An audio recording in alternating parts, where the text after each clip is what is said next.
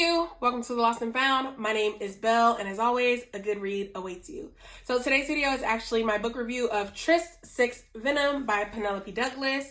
And before we jump into it, you will see me looking over here at my little whiteboard because I have my bullet points in an effort to keep this video as short as possible because your girl loves to talk, okay? So let's get into it. I'm going to start with the synopsis. So this book is actually about two young high school girls. It's a opposite sides of the track story, and they are both just living their everyday lives because unfortunately tragedy has struck, and they are trying to figure out how to just make it through high school so when they graduate, they can get out of town and move on with the rest of their lives. Other than that, I will say it is also a bully romance. So that does have, a space in the story. Now, on to my rating and who I think should read it. So I would rate this book on a scale of 1 to 5 hearts, about a 4 in the romance section and a 4 when it comes to the sex or steaminess. The sex, it was hot. I enjoyed it. I really liked it. The only reason I wouldn't rate it a 5 for me personally, anytime there was intimacy in the story that took place at school, it felt a little cringy to me just because I'm so old. So it felt a little like pervy. I know it's not because it's just a fiction book. It's just a story. But I would get so caught up in the characters and the story and everything they did and everything where they were, being at parties and the lighthouse and all this stuff, that I was following the story and the storyline, but not necessarily the characters remembering that they're children. So every time something happened at school, it was like, oh my God, these are kids. It was like a realization for me. And so that made me a little uncomfy at sometimes, but yeah, that's the only reason I gave it a 4 because it was steamy. It was steamy. Now, on to who I think should read it. So I definitely think this book is targeted to young adults or new adults, like freshly out of high school. But I definitely think the best read book would be for people who are still in high school and that are curious or have been struggling with their identity or their sexuality. I think it'll be a good read for them because it is about navigating life as you figure out who you are and also sticking true to that. So on to the next part, my favorite characters. Now, just so you know, if you've never seen one of my review videos, this is now the spoiler section. So if you haven't read this book, you may want to click away, go do that, and then come back. Or if you have read this book, let's chat about it. So my favorite characters would have to be Liv. I definitely really enjoyed Olivia because she seemed so much more well-grounded and okay and confident and secure in who she was, what life has done to her and where she's at in this life. She also has her plans, like where she's going after high school. She's not letting anybody stop her. Like, I just really loved her overall personality during this read, but also the evolution of her, because there was a little bit of evolving for her. I feel like Clay had the most as far as evolution of her character, but there was definitely some in there for Liv as well. My second favorite character would actually be the friend, Christian. I really enjoyed Christian. I enjoyed her personality. I felt like she was very much down to earth. Like, I know who I am. I don't care. We're all having fun.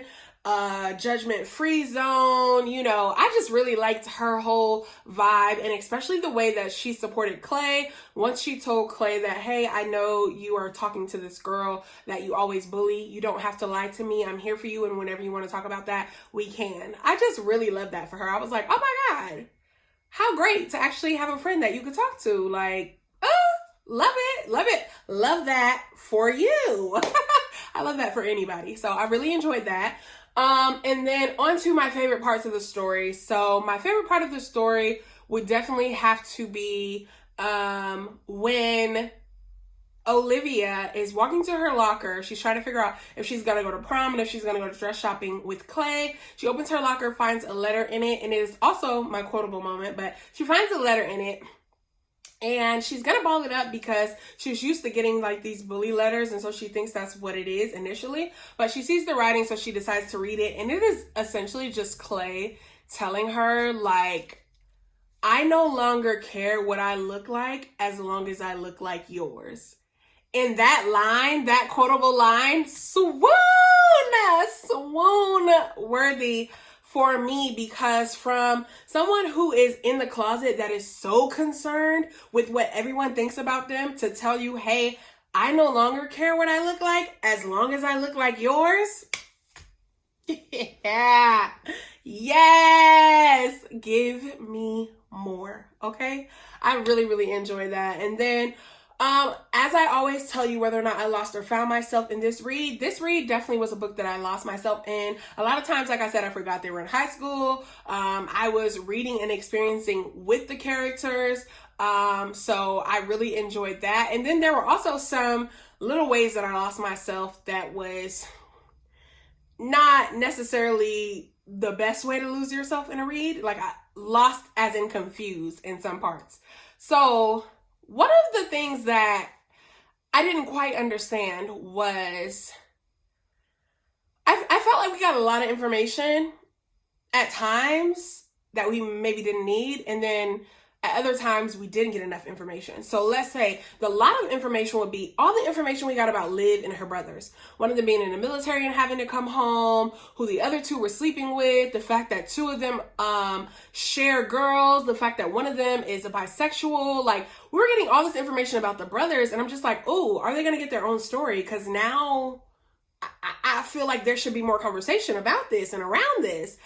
When in actuality, the only brother story we needed was the bisexual one. I can't think of his name because he had a summer fling with the guy who was taking Clay to prom. I think his name was Callum, and that is why Callum is always after Liv and poking at Liv and mad at Liv, because he can't get at the brother, so he's gonna get at the sister. He's gonna upset the sister. So I understand why we got that brother story, but everybody else's story is just like, now if they don't get their own books, I'm gonna be highly offended, because we got a lot of information there versus we didn't get enough information as it relates to Clay and her friendship. So for example, when Amy, what's her name? Amy? It was Kristen and Amy.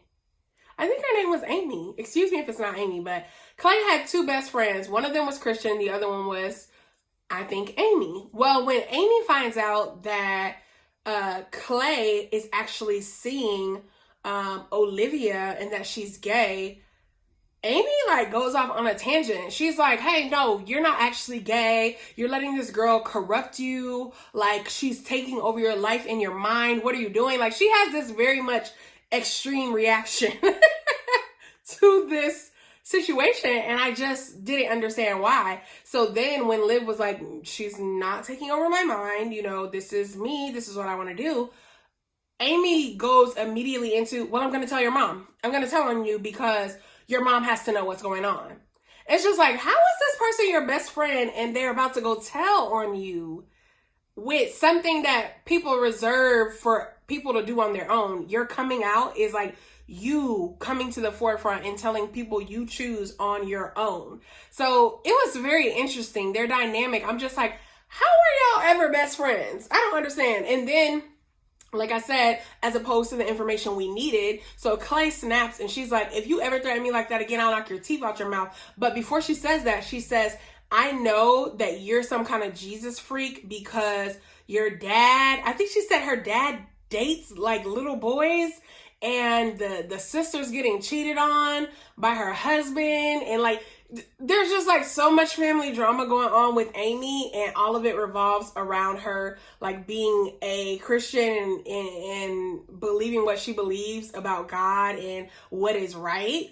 And when like Clay snaps and says all of that, I'm just like, whoa, how were y'all ever friends? And now I need more information on why her sister is getting cheated on regularly by her husband, but staying. And what do you mean her dad talks to guys, but he pretends to be a pastor? Like, it was so, I just felt so much chaos and confusion around that situation they had that I was like,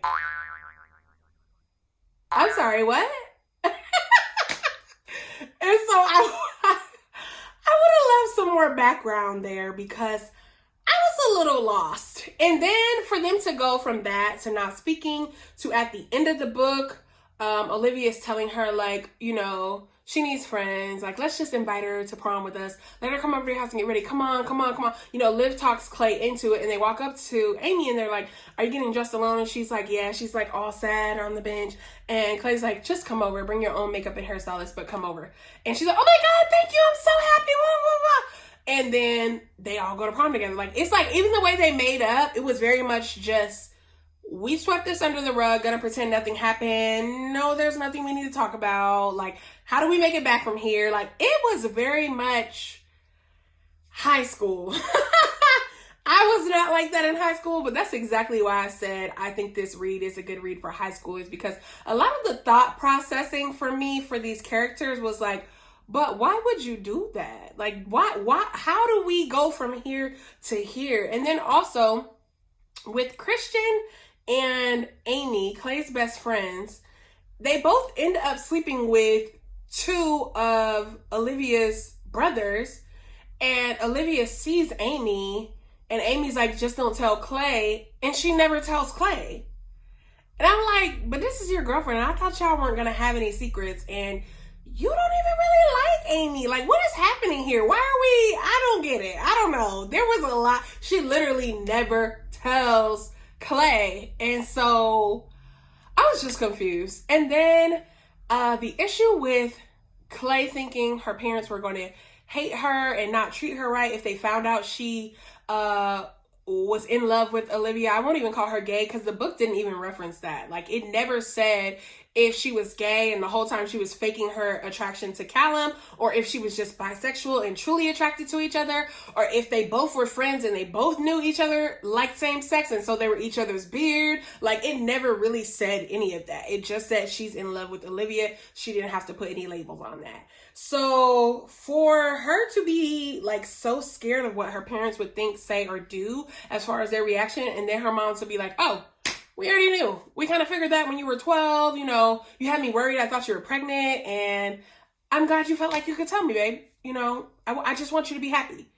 That reaction, I just felt like I needed so much more information on why Clay thought her mom, or her dad for that matter, would react that way. Like, they both seem like very uninvolved parents. Everyone was dealing with their own trauma. So it's not like she's like, oh, me and my mom are best friends and we go to church all the time and I know my mom is religious, so if I tell her, she's going to hate me and then we're not going to have a friendship anymore. Like, her parents were very much distant with their own problems after the death of their son, which I completely understand, and then with their marriage falling apart. So I just really didn't get that. So I couldn't give the book a 5 for that either.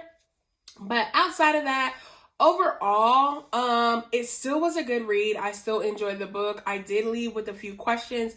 A lot of times when I read a book, I just want everything wrapped tightly in a bow, like a Christmas gift, like any gift, like wrapped neatly and in a bow. But I did leave with a few questions, and so that's what had me like, okay, well, it was still good, but I can't give it a 5 because I still have questions. I'm still a little confused.